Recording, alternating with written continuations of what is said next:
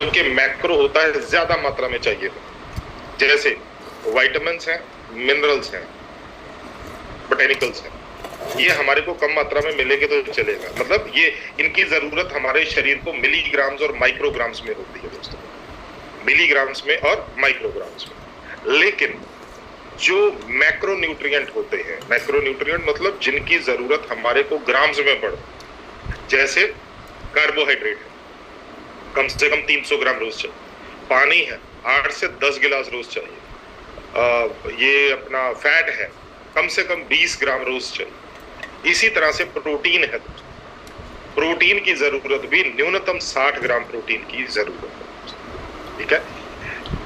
जैसे क्या लिखा हुआ है सर, ये बहुत जरूरी है, जैसे other macronutrients like carbohydrate and fat, जिस तरह से बाकी जो मैक्रोन्यूट्रिएंट है जो है कार्बोहाइड्रेट और फैट, उसी तरीके से हमारे को प्रोटीन की जरूरत है। अब समझने वाली बात क्या है कि हमारा जो शरीर बनता है, लिख लीजिए, हम वैसे तो मैं हर बार ही लिखाता हूं, ये मान लीजिए हमारे शरीर की कोशिका है दोस्तों, राइट, कोशिका। वैसे तो कई बार लिखाया है, हमारा शरीर बनता है अंगों से। लिखिए लिखिए लिखिए लिखिए, हमारा शरीर बनता है अंगों से, हमारा शरीर बनता है अंगों से।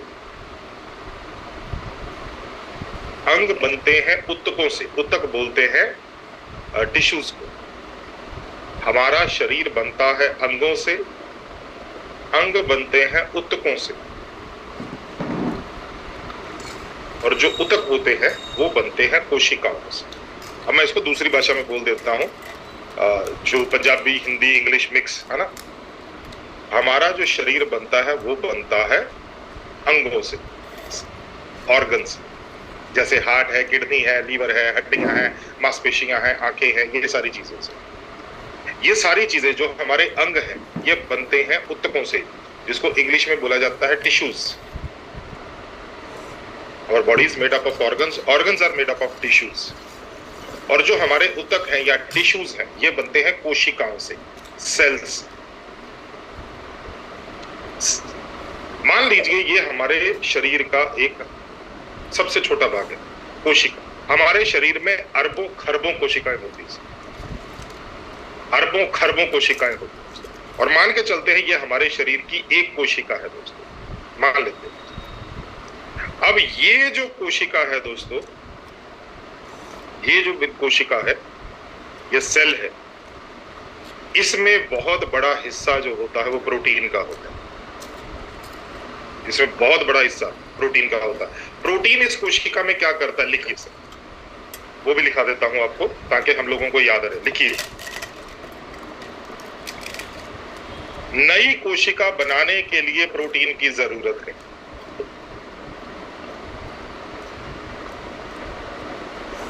नई कोशिका बनाने के लिए प्रोटीन की जरूरत है।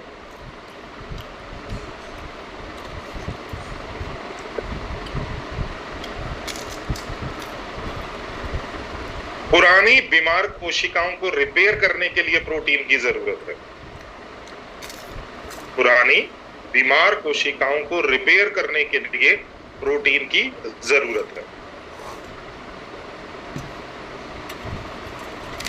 स्वस्थ कोशिकाओं को स्वस्थ रखने के लिए प्रोटीन की जरूरत है, या ये बोल दे सकते हैं कि स्वस्थ कोशिकाओं की मेंटेनेंस के लिए प्रोटीन की जरूरत है। इसका मतलब हमारे शरीर की अगर नई कोशिकाएं बन रही हैं, जो कि रोज बनती हैं, हमारे शरीर में रोज लाखों कोशिकाएं खत्म होती हैं, लाखों कोशिकाएं नहीं बनती।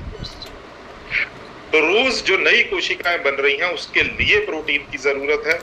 जो बीमार कोशिकाएं होती हैं या जो कमजोर कोशिकाएं होती हैं वो खत्म हो, वो उनकी रिपेयर करने के लिए प्रोटीन की जरूरत है।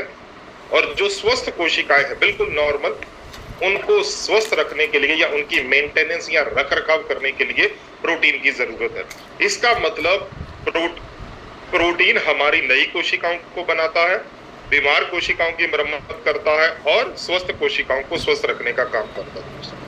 यही कारण है दोस्तों जो उसने अभी आपको बताया कि हमारे को रोज 60 ग्राम प्रोटीन की जरूरत होती है, वो इसीलिए होती है कि ये जरूरतें पूरी होती है। चलिए दोबारा से वापस गूगल की उसी साइट पे चलते हैं और दोबारा से पढ़ने की कोशिश करते हैं दोस्तों, राइट। क्या लिखा हुआ है sir? Protein is building block for your organs. आपके अंग प्रोटीन से बनते हैं। मैंने बताया था ना अभी आपको, आपके अंग ऊतकों से बनते हैं, ऊतक कोशिकाओं से बनते हैं, वो सारी चीज। हमारे शरीर के अंग प्रोटीन से बनते हैं, हड्डियां प्रोटीन से बनती है, मांसपेशियां प्रोटीन से बनती हैं, बाल प्रोटीन से बनते हैं। हमारे शरीर में ये सभी चीजें जो है ये प्रोटीन से बनती है।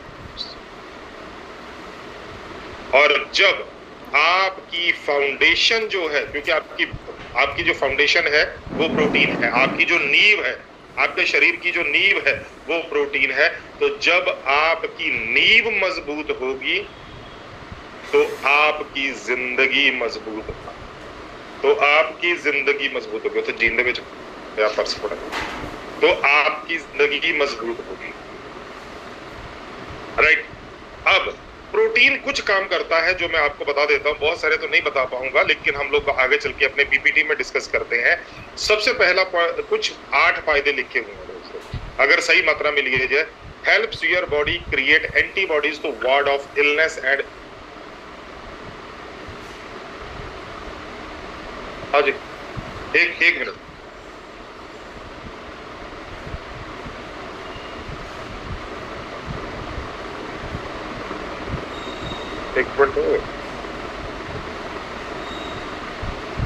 Helping your body create antibodies to ward off illness and infection. मतलब आपके शरीर में ये एंटीबॉडीज को, उन रोग प्रतिरोधक क्षमता को बढ़ाता है जिसके कारण बीमारियों से और इन्फेक्शन से बचे रहते हैं। दूसरा point, helping your blood stream carry oxygen.